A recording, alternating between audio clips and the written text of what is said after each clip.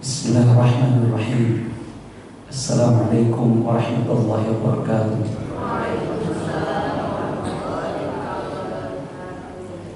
A'udzu billahi minasy syaithanir rajim.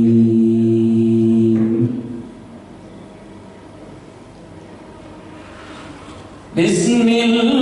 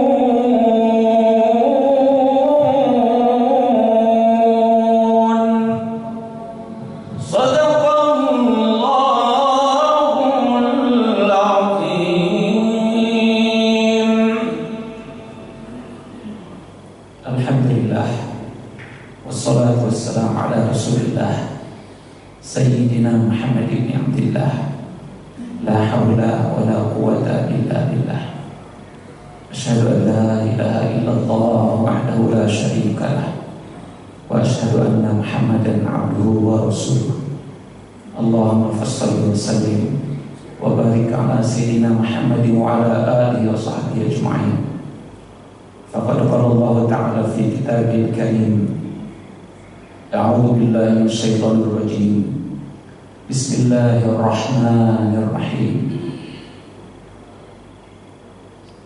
Man 'amila shalihan min dzakarin aw untha wa huwa mu'min falanuhyiyannahu hayatan thayyibah wa lanajziyannahum ajrahum bi ahsani ma kanu ya'malun.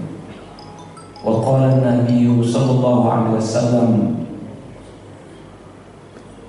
innama bu'itsu liutammima makarimal akhlaq. Shadaqallahul azim. Semoga yang mulia ayahanda, bapak-bapak, ibu-ibu, para jemaah yang mulia, Allah jadikan sisa umur yang barokah. Di umur-umur sekarang, umur yang membahagiakan, sehat walafiat, terlindung, terjaga, terpelihara dari sakit, penyakit, bala, bencana dan musibah. Semoga Allah yang Maha Mulia menjadikan umur-umur Bapak dan Ibu disayang, dicintai, dirahmati, diberkahi, diridhoinya. Juga didoakan oleh malaikat yang mulia siang dan malam, didoakan oleh malaikat yang di langit dan di bumi, didoakan, disayang, dicintai anak, menantu, cucu dan keluarga, didoakan oleh para kiai, ulama, ustadz, ustadzah, ajengan, didoakan yatim piatu, didoakan oleh duafa, didoakan oleh sesama jamaah-jamaah yang mulia. Kita hidup bahagia di kesendirian, di kebersamaan, di umur muda, di umur dewasa, di umur tua. Bila saatnya nanti Allah panggil kita menghadapnya, entah kapan dan di mana, semoga Allah memberi garansi khusus pada kita semua husnul khotimah. Husnul khotimah wa na'udzubika min su'il khotimah. Allah jadikan pasangan kita suami istri, istri suami, suami istri yang membahagiakan, menenteramkan, menyenangkan, menikmatkan, dan suami istri yang saling sayang, cinta dan kasih sayang karena Allah. Allah pun jadikan besan anak, menantu, cucu dan keluarga kita seperti juga itu yang kita lakukan dan kita laksanakan. Tanpa diketahui oleh kita, teman, saudara, anak, menantu, cucu, besan, sahabat, tetangga, juga sesama jemaah mendoakan kita dalam keadaan mereka ingat dalam kebaikan dan kemuliaan kita semua. Dan yang kita tidak lupa, almarhum, almarhumah, kakek-kakek, nenek-nenek, yang mulia orang tua, mertua, guru, kakak, adik kita, tetangga, mungkin mereka sangat dekat dengan kita, namun Allah duluan panggil mereka. Semoga Allah hidup mereka di alam kubur lebih tentram, lebih bahagia, lebih damai, lebih nikmat, lebih mendapatkan karunia dan rahmat Allah serta rezeki yang tidak putus hingga akhirat nanti. Anak-anak cucu sebagai kebanggaan kita, semoga Allah jadikan anak cucu yang soleh dan soleh, selamat di dunia, selamat di akhirat. Bi barakatil Fatihah. Al-Fatihah. A'udzubillahi minasyaitonir rajim. Bismillahirrahmanirrahim. Alhamdulillahirabbil alamin. Ar-Rahmanir Rahim. Maliki yaumiddin. Iyyaka na'budu wa iyyaka nasta'in. Ihdinas siratal mustaqim. Siratal ladzina an'amta 'alaihim ghairil maghdubi 'alaihim waladdallin. Amin. Bapak dan Ibu yang mulia, mohon maaf saya tidak sebut satu persatu. Percayalah dari lubuk hati yang dalam, saya sangat menghormati, memuliakan, dan mendoa-doakan yang terindah buat Bapak dan Ibu semua. Salam kemuliaan terjunjung mulia untuk Nabi kita, Nabi besar Muhammad Sallallahu Alaihi Wasallam.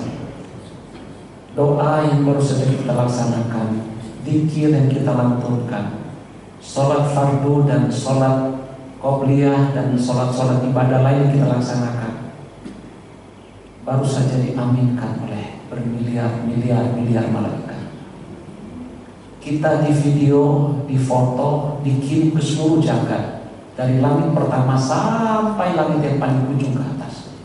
Miliaran Bima Sakti merekam apa yang jejak kita ini. Nabi katakan, raka'atain al-fajri khairun minad dunya wa ma fiha. Sholat sunat yang kita laksanakan ini lebih baik ini daripada seluruh jagat raya menjadi kekayaan, menjadi dolar dan berlian. Apa maksudnya? Karena foto kita tadi saya sebutkan dikirim dan nama kita dikenal. Mereka bertasbih dan ikut mendoakan kita. Doa kita semoga sepanjang hidup kita sampai kita dipanggil Allah, dilanjut anak cucu kita, kebiasaan ini dilanjutkan, diberikan rahmat berkah oleh Allah Subhanahu wa Ta'ala. Jemaah yang mulia, topik saya pada subuh ini adalah hidup bahagia, awet muda, panjang umur, terbebas dari sakit, penyakit, bala, bencana dan musibah, dan menghadap Allah husnul khotimah. Saya bertanya, kira-kira judul tadi Orang banyak yang mau apa tidak? Pasti. Jangan menuju ke sana. Allah memberi syarat. Tadi dibaca di ayat dalam Al-Quran tadi itu, Bismillahirrahmanirrahim. Ya ayyuhalladzina amanu taqullaha wa qulu qawlan sadida. Yang diseru itu orang beriman. Mengapa orang beriman? Orang beriman itu seperti HP. Biarpun HP jangkrik, HP tua, asal hidup, paketnya bukan paket apa, pulsanya ada, jaminan punya, pasti nyampe. Ada HP mahal, misalkan 30 juta, tapi sinyal tidak ada, itu tidak nyampe, tidak bisa diaplikasi. Orang beriman itu semuanya seperti smartphone, semua connect. Allah katakan, hai orang beriman, berkatalah, berbuatlah apa adanya, sekata seperbuatan. Jangan kata sebaliknya, berbeda kata-kata dengan perbuatan, berbeda perbuatan dengan kata-kata. Kalau janji, penuhi janji. Kecuali kita dalam keadaan darurat, kita tidak penuhi misalkan. Kalau kita sudah berkata yang baik, berbuat yang baik, Allah, apa jaminan Allah? Yuslih lakum a'malakum. Allah akan menyempurnakan dari amal kita. Bayangkan yang tadi, saya tanya, sholat sunat qobliyah tadi berapa puluh menit? Kan sudah azan ya, sambil menunggu qomat kita qobliyah, itu berapa puluh menit? Berapa menit? Rata-rata semenit lebih, 2 menit. Paling musuh itu 3 menit. Rata-rata semenit lebih.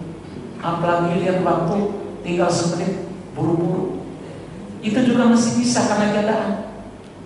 Itu sholat itu tadi direkam oleh bermiliar-miliar malaikat.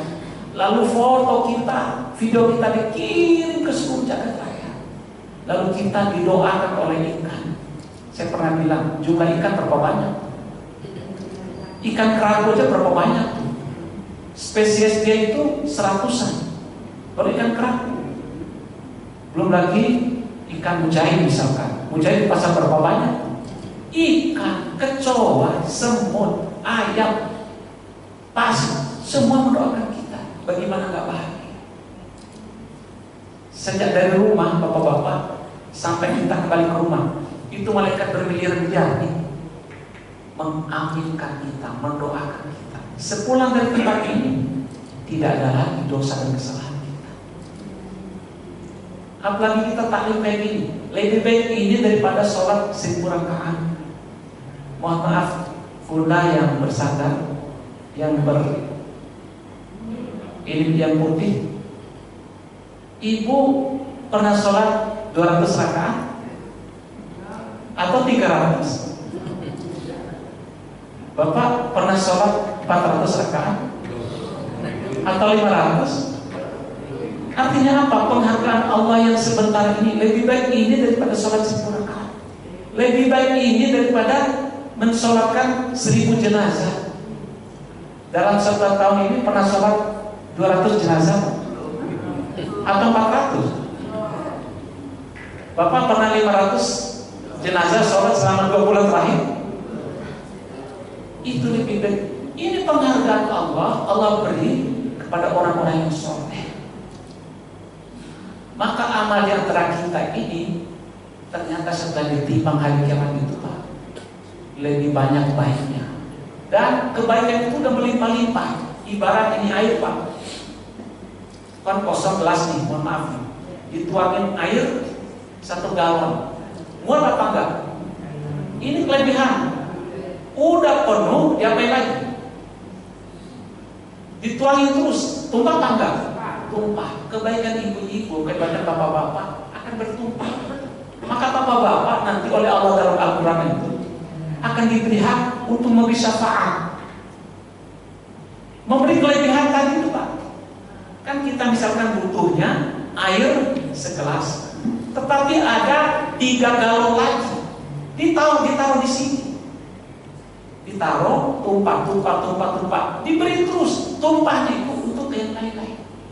Maka amal satu kampung, Pak. Maka amal satu orang bisa tumpahnya itu untuk beberapa kampung. Saya katakan ini percaya atau tidak? Contoh bapak-bapak mohon izin, pernah ziarah makam untuk ke wali-wali? Pernah ziarah? Ada pernah Cirebon, ada pernah mana lagi? Gunung Muria, mana lagi? Sunan Ampel, Tuban, mana lagi? Mohon izin, ternyata ibu-ibu, bapak-bapak, kuburan wali-wali, kuburan keramat itu seluruhnya sama. Saya datang ke Maroko, saya datang ke Sudan, saya datang ke Aljazair, saya datang ke Mesir. Cuma yang tidak ada di Mekah, tidak ada penghormatan dan doa-doa di kuburan di sana. Di luar sana, apalagi di India, apalagi di Bangladesh, apalagi Pakistan, kuburan orang soleh itu perlakuan sama seperti kita. Artinya saya tanya, apakah mereka satu zaman dengan kita? Apakah mereka 10 tahun atau 20 tahun yang lalu meninggal? Ratusan tahun, Pak. Tetapi kuburan mereka sudah soleh, mereka berdoa, Pak. Apa doanya? Termasuk kita-kita yang belakangan ini. Makanya ada ikatan spiritual dan jiwa kita tertarik untuk datang ziarah. Kalau saya ke Surabaya, Pak, saya pasti ke Ampel. Saya datang jam 2 subuh. Saya naik Grab, dari sore saya tanya kalau ada rombongan, kalau ada kawan-kawan siapa yang mau ziarah. Kalau sempat ke Baholi, ke Bangkalan. Dari Bangkalan kita mungkin dengan dapat sholat subuh langsung ke Ampel ziarah. Di sana, Pak, tidak berhenti orang mendoakan. Saya tanya, kebaikan beliau banyak apa tidak? Banyak. Islam yang dia bawa sudah tersebar kemana-mana seluruh dunia. Kita ini antara bagian dari doa dia.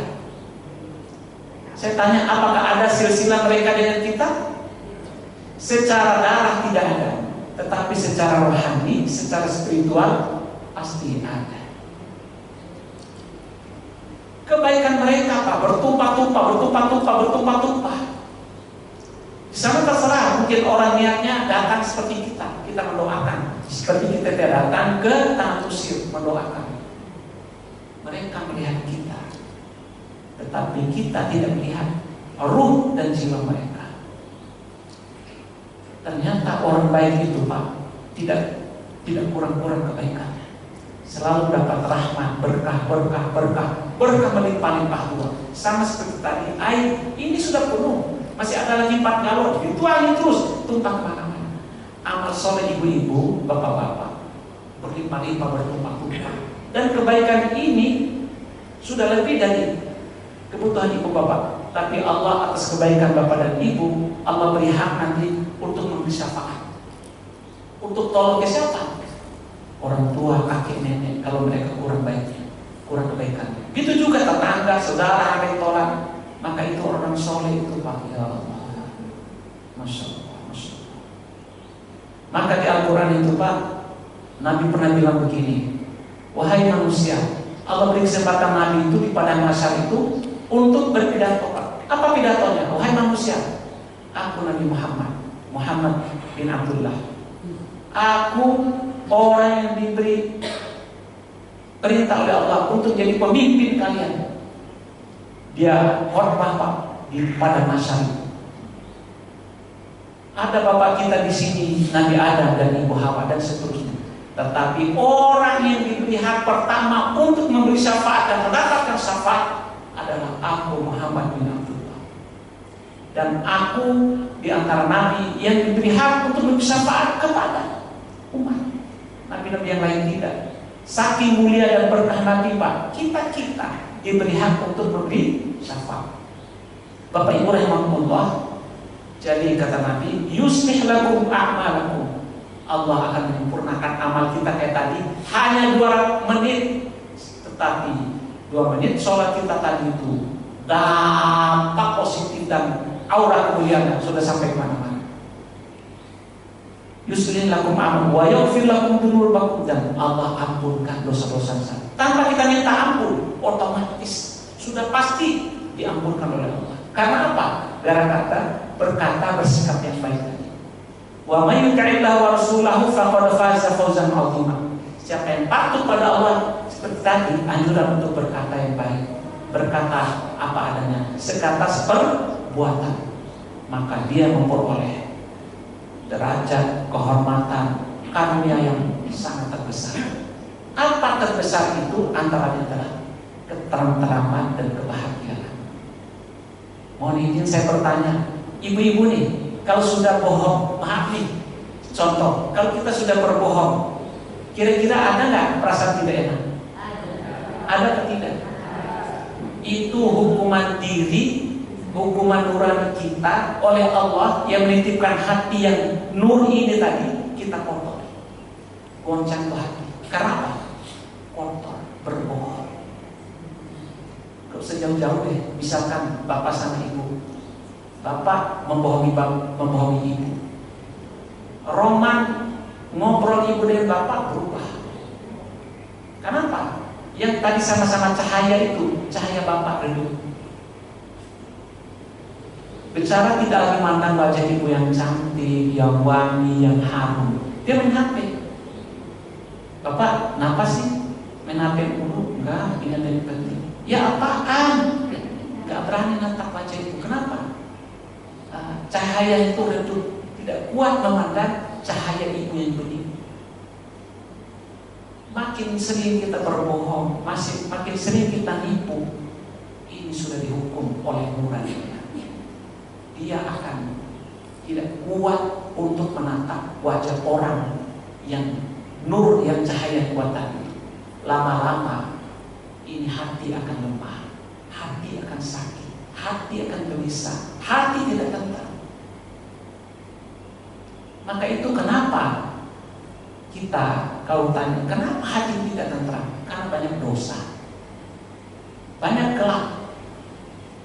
Jadi mau sholat awal waktu, mau dengar azan. Azan itu bagi orang beriman itu kenikmatan.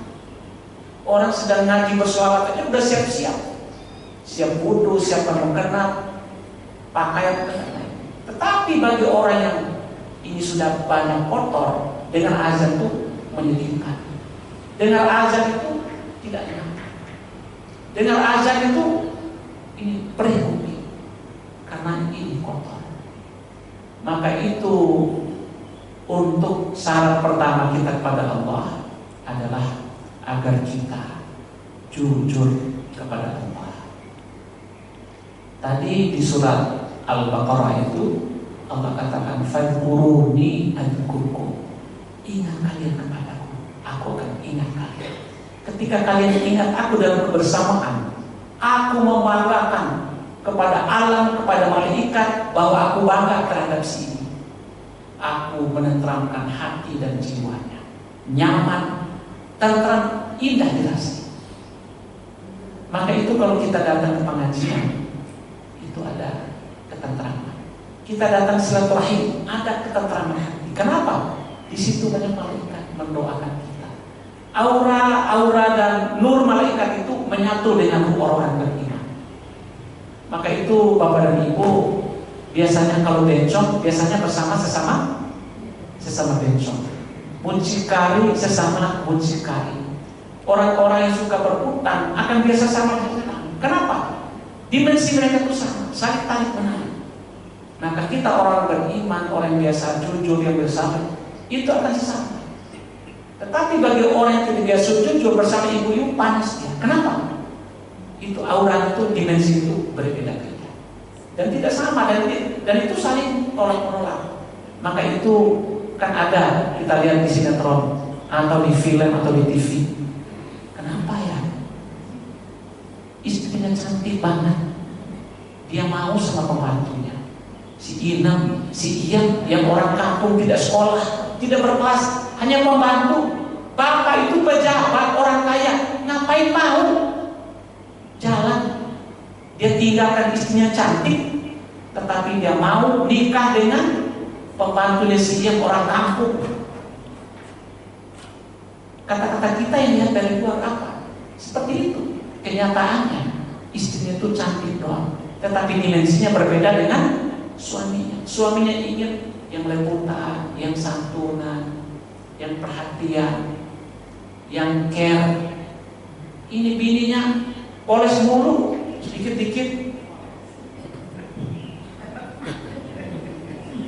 Ma, ya, ma, ya, tolong ambilin air. Ya, ambil air bapak ya. Itu suami sudah tidak enak hati. Ma, 2 kali 3 kali dia jawab. Ma, lagi urus habis. Ma, ya, tolong ambilin ini dong. Gimana sih ini mama lagi ini nih? Ya, itu ambilin apa tuh keperluan bapak. Disuruh ambil celana dalam. Ini bukan kejadian 1, kejadian 2. Saya ini salah satu konsultan keagamaan, keluarga, sosial, dan masyarakat di Masjid Agung Al-Azhar. Menghadapi hal yang begini, Pak. Istrinya cantik, tapi tidak care dengan suaminya. Mainnya sosialita mulu, jarang temani suami. Dia aja selalu berjemaah. Papa ini gimana sih? Kan baru dandan, kalau wudhu lagi gimana dong? Gak jadi sholat. Suaminya pengen soleh istrinya malah yang aneh-aneh. Akhirnya apa? Terjadilah semua dilayan oleh si Inem. Kita dilayan Inem juga orang kampung yang apa adanya, apa disuruh dia dilaksanakan. Hanya nikah. Yang menikah dengan pembantu, dengan anak buah, bukan 1 2 Pak. Hanya apa? Ya itu hiduplah seterusnya. Sudah hidup sekian tahun ditanya, Pak, bahagia? Oh sangat bahagia. Istri saya sangat pengertian. Yang lama, mana bahagia? Diajak tidur berpelukan aja. Capek mulu, padahal kan dia gak kerja apa-apa. Apa yang capek? Justru yang capek saya. Berangkat dari subuh, pulang kadang malam, kadang berhari gak pulang. Ngapain dia di rumah? Oh saya diajak tidur berdua, gak ada waktu, capek. Akhirnya lama-lama jiwa saya jadi capek. Ini kaitannya hidup bahagia tadi itu saling care, saling nyaman. Bapak-bapak juga begitu. Ibu pengen ini, bapak gak bisa. Lama-lama jadi lelah tuh jiwa. Kalau sebulan 2 bulan mungkin enak. Kalau bertahun-tahun, na'udzubillah min dzalik. Kan ada orang sudah umur tua Pak, sudah pensiun. Sudah pensiun, cerai. Coba kita pikir apa yang membuat mereka semua serba ada, punya rumah bukan 1, punya kendaraan, sudah punya mantu, besan, cucu, cerai. Ada apa? Hal begini tadi, tidak saling care. Seharusnya bersama-sama pensiun, sama-sama berdoa. Ini buru-buru berdua. Tidur kamar yang berbeda, ranjang yang berbeda. Suami ingin dipeluk, ibu tidak ada. Akhirnya apa? Peluk sendiri deh, guling. Bagaimana bahagia? Bahagia itu adalah saling connect cerita. Walaupun tidak layak diceritain, didengar sama pasangannya, itu kenikmatan. Tahu nggak Pak? Ya, apaan? Itu ada stroke, ada paku kecil. Oh, digoin, udah nyaman. Allah, paku aja dibahas, sakit hati istri. Kalau sekali, 2 kali, 3 kali masih mending. Kalau bertahun-tahun, dia ada WA nyasar, masuk, dipuji-puji, disanjung-sanjung oleh si yang nyasar dia tadi. Lama-lama jadi curhatan, lama-lama jadi ini gawat yang begini-begini Pak. Saling care, saling nyaman dengan orang terdekat itu menyamankan hati, membesarkan jiwa, menumbuhkan cinta, membuahkan kasih sayang, menjadikan rumah tangga itu sakinah mawaddah warahmah. Ada juga di ayat yang tadi yang saya baca itu, Man 'amila sholihan min dzakarin aw untha wa huwa mu'min. Barang siapa yang berbuat laki perempuan, asal dia beriman, Allah jadikan hayatan thayyibah. Allah jadikan kehidupannya tenteram, nikmat, bahagia, bagus. Maka itu syarat yang Allah berikan tadi itu, zikir, ingat pada Allah, hati tenteram. Ala bi dzikrillahi tatmainnul qulub. Ketahuilah, hanya dengan berzikir kepada Allah, hati akan damai, jiwa akan tenteram, perasaan akan aman. Kaitan dengan zikir ini begitu juga Pak, dengan suami istri. Kita suami istri, bapak ke kantor, ditanya sama ibu, Pak sudah sampai, alhamdulillah. Pas makan siang, bapak sudah makan. Kalau tidak, saya teleponin sekretarisnya biar dibeliin. Oke deh, iya. Sudah malam jam 7 belum ada kabar. Bapak jam berapa pulang? Saling perhatian kayak gitu menumbuhkan cinta, menumbuhkan sayang, mengawetkan rasa, menghangatkan komunikasi dan interaksi. Walaupun sudah menopause misalkan, walaupun bapak misalkan sudah tidak berdaya, tapi kalimat saling menyapa itu membuatkan semua rasa di dalam pasangan suami dan istri. Coba orang lain menyapa, akan mengeluarkan hubungan orang itu, akan meredakan hubungan antara orang terdekatnya. Nauzubillah min dzalik. Yang kedua, Allah katakan dalam surat Al-Imran, "Duribat 'alaihimudz zillatu aynama suqifu illa bihaqqin minallah wa haqqin minan nas." Orang dimanapun berada, bisa kita, bisa siapa saja, akan rusak, akan hancur, akan jahat bila merusak hubungan. Satu, merusak hubungan dengan Allah. Yang kedua, merusak hubungan dengan sesama. Maka itu ibu bapak, tolong kalau ada selek antara orang terdekat kita, tolong segera baiki, segera diperbagus. Misalkan mohon maaf nih, bapak ibu punya menantu, antara anak dan menantu ibu ada rada-rada, tolong jangan biarkan. Kalaupun tidak ibu bapak yang menengahi mereka, pihak manalah yang kira-kira mereka restui dan mereka sama-sama hormati dan mengakui. Suruh datang ke ustadz ya boleh, suruh datang ke ustadznya ya boleh, suruh datang ke mertuanya boleh, suruh datang ke pak lenya, pak adenya boleh. Yang penting bisa merekatkan gitu. Ini tahu gelagat menantu ini rata-rata dengan anak kita biarin. Ini bibit keretakan, perpecahan, perceraian dan kehancuran. Kalau mereka dua yang bermasalah tak apa-apa. Tetapi ini kan bukan mereka berdua doang, anak kita, cucu kita. Dan ingat Pak, yang demikian itu akan menjadi virus yang akan menyerang ke kakak-kakaknya, ke adik-adiknya, ke ipar-ipar yang lain. Dan mereka akan buat blok-blokan Pak. Percaya nih, mereka akan buat blok-blokan untuk saling mengutuk, membenci, menjahati, dan blok yang lain untuk saling rangkul. Kita ini sama-sama ipar ini kok. Biarin aja kita blok yang sebelah sana. Ini kan masalah. Kalau ada masalah kira-kira kita tangkap nih, roman-roman gimana nih, segera diselesaikan. Kalau tidak, inilah yang terjadi Pak. Orang-orang sudah punya anak, berkeluarga, tidur berjauhan, sering pulang rumah orang. Kalau sering pulang tanya, nah ada apa? Tidak biasanya kalian suka datang, biasanya datang bersama, kok sekarang sendiri? Dari mana nih? Ada apa? Kasih somasi aja. Lain kali mama, papa nggak mau kalau kau datang sendiri. Kalau mau datang, datang semua. Ini mengakukan, menguatkan. Dan tolong Pak, Ibu, kalau ada menantu atau anak kita rada-rada kurang datang ke rumah, tolong ibu-ibu berwudu.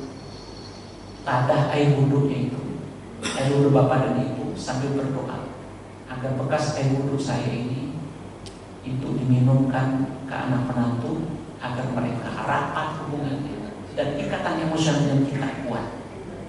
Ini tidak dalam hati, tidak ada, tapi ini ilmu-ilmu tua, ilmu kampung yang merekatkan yang rada tekan ada saking sibuk, benar Pak?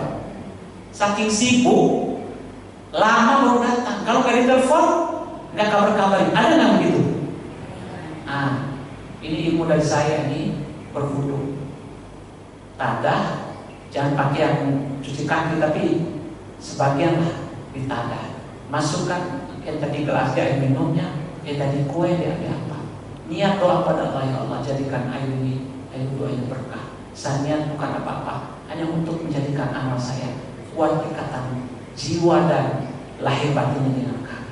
Apalagi kami umur tua, ya Allah, mohon insya Allah dijabah. Banyak itu. Tapi kalau yang tidak suka nggak usah sih, nggak usah. Ini kan ilmu tua. Ilmu batin ya, ilmu batin. Tetapi jangankan begitu. Saya bertanya, kita yang dari kampung, kita sebagian dari kampung ya. Ada nggak orang-orang yang suka doain air? Ada nggak? Itu manjur. Apalagi kena air suci. Air wudu itu air suci, Pak. Kalau kita berwudu dengan air tidak suci, itu tidak sah. Air yang mengalir itu air suci. Nah, air itu kita minum tadi itu untuk menghapuskan. Bisa juga papasan. Bapak-bapak bisa kan rata-rata, bisa juga kayak gitu. Tapi tidak ada maksud untuk apa-apa. Jadi bukan bapak-bapak kalau sore-sore. Tapi misalkan ada orang yang ketemu kayak gitu, dia baca kayak gitu. Tetapi yang paling baik itu adalah ini yang kita sendiri paling dekat. Ibu dengan bapak, bapak dengan ibu. Tapi jangan kasih orang bersangkutan. Kita gak boleh minum, gak boleh makan itu makanan. Mau izin Ustaz sampai jam berapa? Oh jangan. Ini tinggal sedikit lagi. Mungkin ada yang mau bertanya nih. Setelah suruh baru disisihkan jawab. Oh baik. Sedikit lagi Ustaz. Yang kedua, jangan merusak hubungan dengan sesama manusia.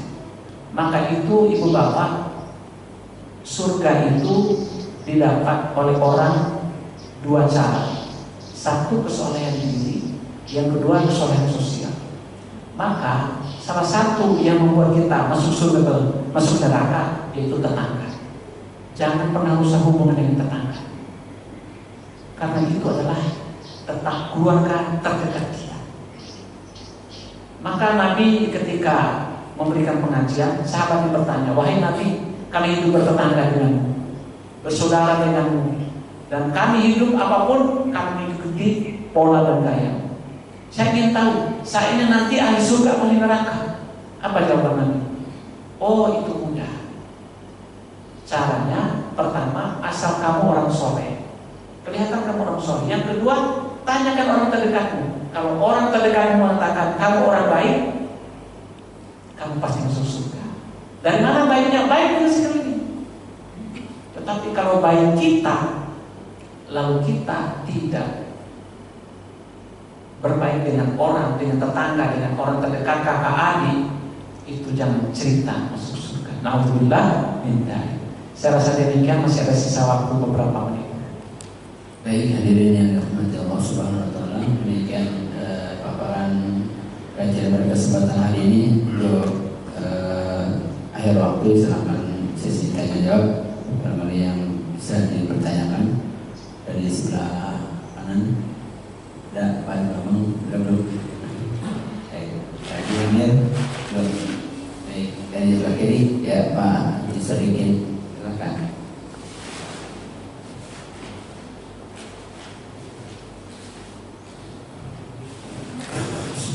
Assalamualaikum warahmatullahi wabarakatuh. Masalah hubungan suami istri, kita haruskan hubungan sama suami dan istri. Saya tanya, sejauh mana kebukaan suami istri? Sejauh mana kebukaan istri? Apa boleh? Keterbatasan dengan bahasa suaminya menurut Islam perlu terbuka tidak sejauh mana? Lihat dari mudarat hasanah. Terima kasih Pak. Kalau kita terbuka bisa ada mudaratnya kita. Terima kasih. Terima kasih pada yang ada Bapak sedikit. Mohon izin Bapak ini orang tua, pengalaman hidupnya sudah lama. Pertanyaan beliau sudah bisa beliau jawab. Saking lamanya pengalaman. Cuma saya bilang Saya katakan sedikit. Benar pertanyaan Bapak. Sejauh mana keterbukaan suami dan istri? Boleh semua, boleh sebagian. Ada hal-hal yang tidak perlu kita terbuka. Kalau itu istri, rada-rada. Begitu juga ibu-ibu. Ada hal yang ibu-ibu harus terbuka pada bapak, ada sedikit tidak perlu. Misalkan bapak di kantor, anak buahnya susah, layak dibantu dan ditolong, dan dia perlu dan kita mampu melakukan.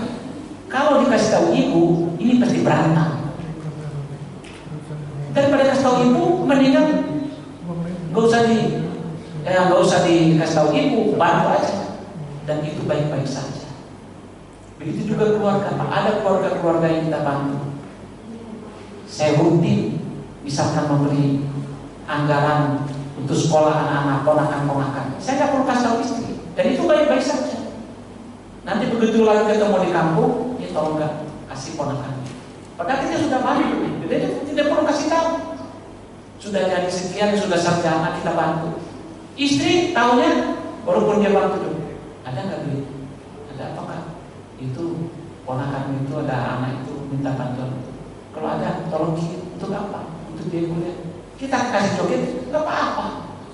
Nah, ada juga keluarga yang tidak menurut itu. Masing-masing keluarga ada gaya, ada pola yang masing-masing itu dianut sendiri-sendiri. Dan itu sudah menjadi rahasia dan pola kita. Ada sih yang semuanya terbuka apa-apa. Misalkan bapak-bapak ini, dia nggak ada pegang duit sedikit pun. Semua diserahin ke istri. Naik motor, naik mobil, minta untuk bensin. Bensin mulu. Padahal kemana-mana kan mobil butuh bensin. Ada yang gitu Pak. Jemaah Syariah Al-Azhar tuh. Itu dia nggak kemana-mana, nggak keluar Pak. Masa sih Pak? Udah disebut sama ibu. Udah tahu udah kayak gitu kita serahin. Ada juga yang pas kemana-mana. Mohon maaf bapak-bapak. Kita laki-laki boleh serahkan semua rezeki kita kepada ibu. Tetapi ada duit cadangan kita tidak perlu minta sama ibu. Kita harus juga merdeka memiliki duit untuk keperluan-keperluan seperti Bapak Sodikin bilang, ada hal yang tidak mesti kita kasih tahu ke ibu. Kalau kasih tahu ibu, gawat, bisa perang ini. Ada kemerdekaan keuangan kita.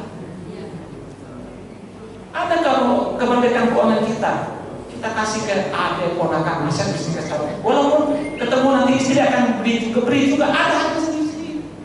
Itu masing-masing ke pengaturan kita masing-masing. Baik, demikian. Silakan yang lain. Baik, dari Bu Haji Tomo. Bu Haji Tomo. Ya, silakan Bu Haji Tomo.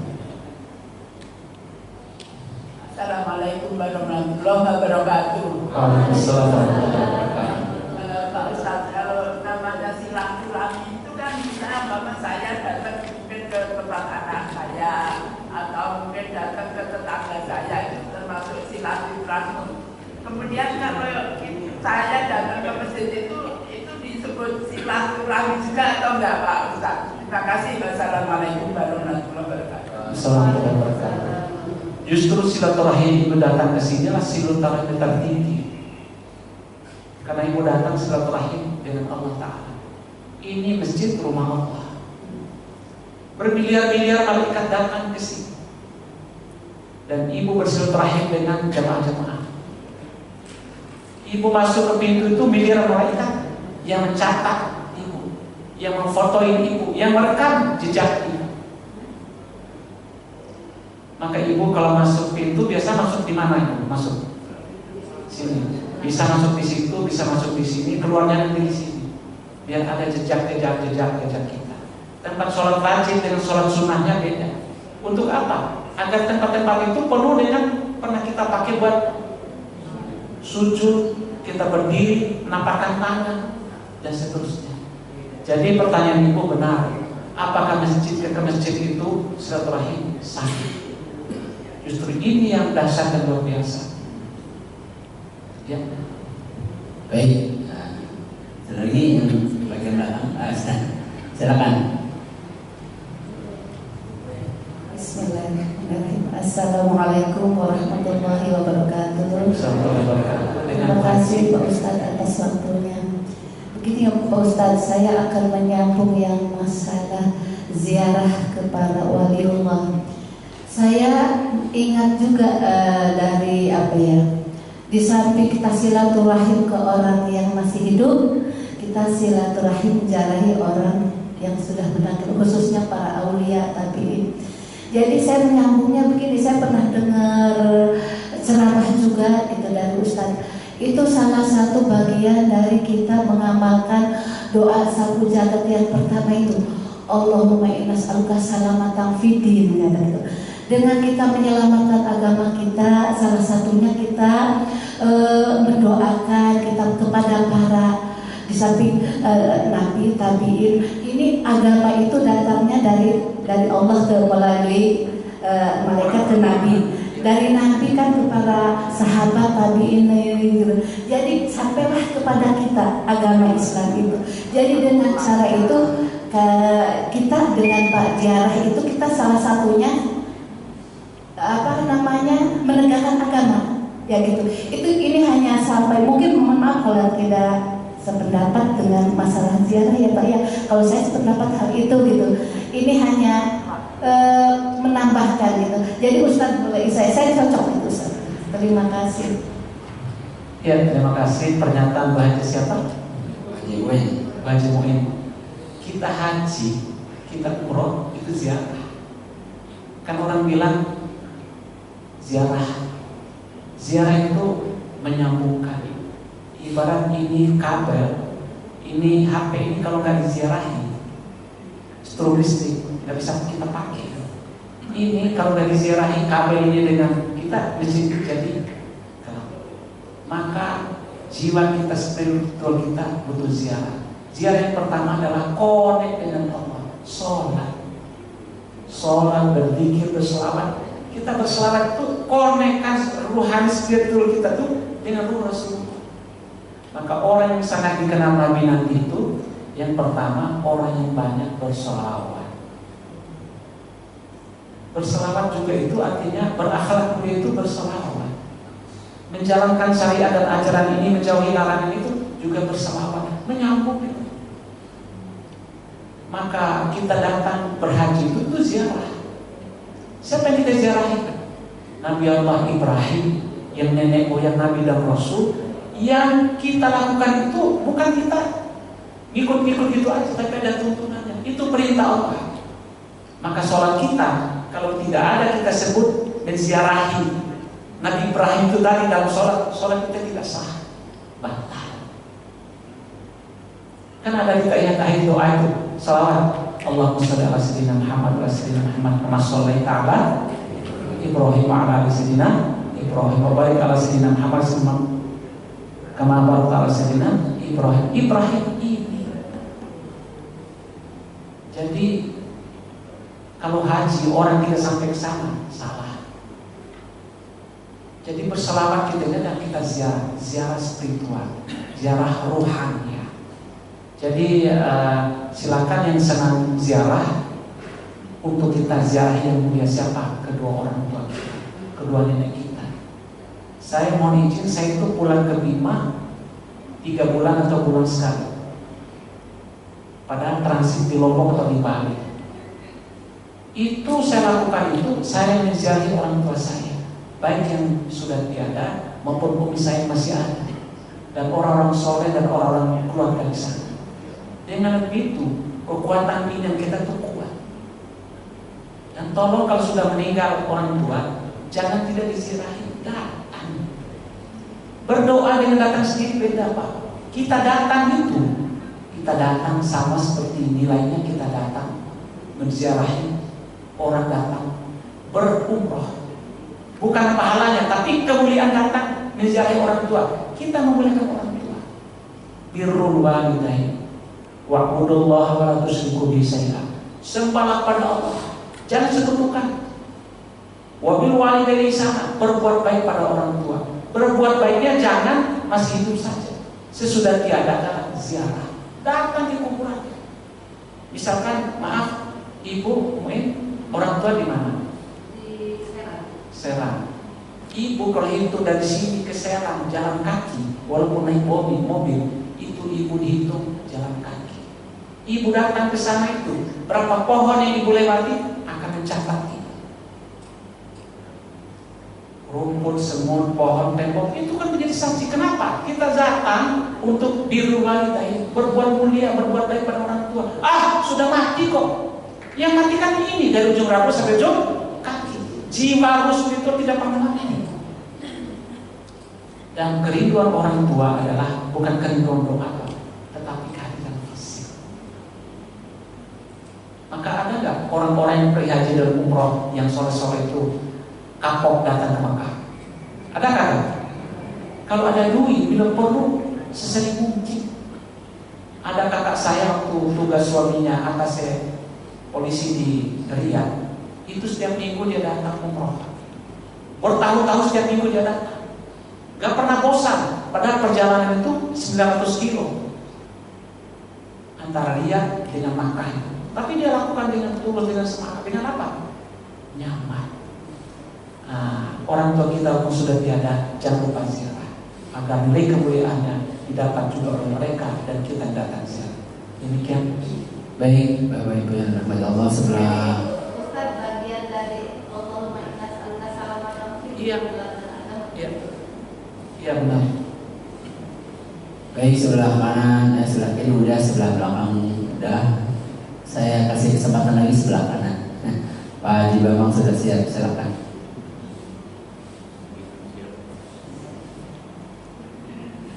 Assalamualaikum Pak Ustaz. Warahmatullahi wabarakatuh. Pak Ustaz, bagaimanapun juga dalam hubungan rumah tangga itu kan pasti ada konfliknya ya. Pasti ada sakit hati, meskipun nggak berat-berat amat sampai memutuskan enggak. Cuman pasti ada sakit hati. Iya Pak. Kemudian ada hukuman Allah gitu kalau kita membohongi atau menyakiti hati pasangan kita gitu. Cuman kan bagaimana kita bersabar? Misalkan kita tidur dalam keadaan sakit hati itu kan katanya sering dilaknat gitu Pak. Nah itu dalam hati kita gitu, bagaimana kalau caranya jangan sampai dilaknat gitu. Kita maafkan semua kesalahan apapun yang dia perbuat. Itu yang pertama Pak Ustaz. Yang kedua,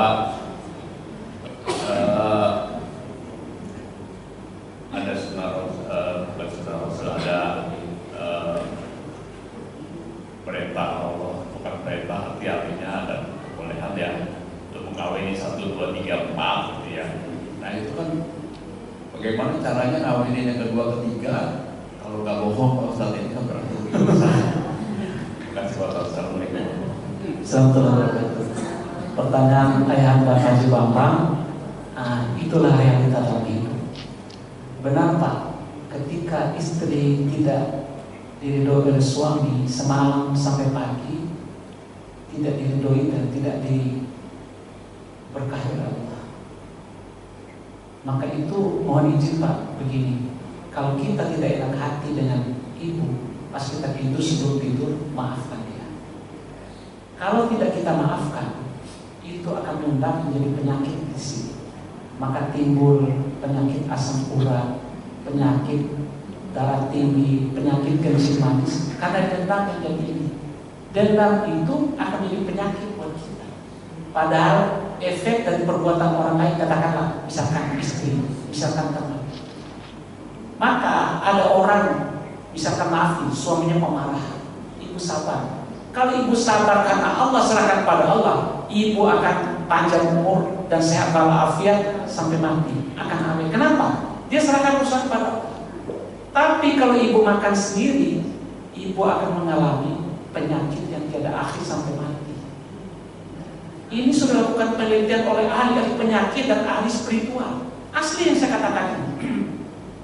Saya sudah membaca banyak dokumen di timur, di barat, di Islam dan tidak Islam. Dan Ternyata kalau ibu sabar, benar-benar sabar, ikhlas, ibu akan Allah angkat derajatnya. Salah satu derajat itu ibu akan lebih sehat seumur hidup. Karena apa? Ibu sudah pasrah, udah serahkan pada Allah. Tapi kalau ibu dendam, takut sama bapak karena bapak keras, ibu akan sakit. Ibu akan mengidap penyakit yang banyak, yang tidak bisa disembuh oleh penyakit-penyakit medis. Karena itu bukan penyakit medis, penyakit di hati. Begitu juga pertanyaan ayah dan Pak Haji Bambang, harus diikhlaskan, belajar ikhlas. Kan ada orang bilang ikhlas itu berat apa berat? Berat. Tetapi bagi orang-orang yang Allah berikan rahmat, bagi dia sangat mudah menghilangkan itu. Tapi ada pernyataan konsep dan mindset kita dulu yang mengikhlaskan. Saya ikhlas, akan sampai tua tidak akan pikun dan akan sehat. Yakin tidak akan pikun. Pikun itu terjadi karena ada konflik, tidak kesampaian maksud, makan hati, nyerah diri. Hanya apa? Pikun diri. Apalagi tua, pikun diri. Gara-gara nyerahnya di sini. Tapi kalau diserahkan itu kepada Allah, ya Allah diserahkan selesai. Itu sampai mati tidak akan pikun. Tidak ada konflik. Konflik itu diserahkan pada Allah. Ini urusan hati kita dengan Allah. Sama dengan bibinya, maaf contoh. Ada beban ini misalkan 150 kilo, diangkat sendiri berat apa tidak? Kalau diangkat beramai-ramai, ringan apa ringan? Ringan. Ini urusan hati, ini berat. Tetapi kalau yang berat kita serahkan pada Allah, ringan apa tidak? Tidak lagi masalah, tidak lagi berat, tidak lagi beban. Sudah semua oleh Allah yang Maha Kuasa. Digantilah hati kita dengan hati yang bersih, yang ikhlas, yang tumbuh, yang sabar, yang tawakal, yang arif, yang bijaksana, yang semua diberi. Itu rahasianya pada pasrahan itu sabar pada. Ya Allah, suamiku adalah suamiku, hamba dan manusia seperti saya. Tidak kuat saya menanggung ini. Aku serahkan padaku. Sehat, tidak akan pikun, tidak akan sakit di umur tua. Sakit itu adalah konflik interest, konflik dengan orang terdekat yang lama-lama tidak selesai. Jadi, tapi kalau kita perhatikan ini, aduh sehat. Maka ibu udah kalau kesal di rumah, udah datang ke sini sambil jalan berpikir, ya Allah hilangkan kesalahan. Aku maafkan bapak, aku maafkan suami, aku maafkan istri. Sehat datang ke sini, pulang selesai masalah, pulang tuntas. Ini murung.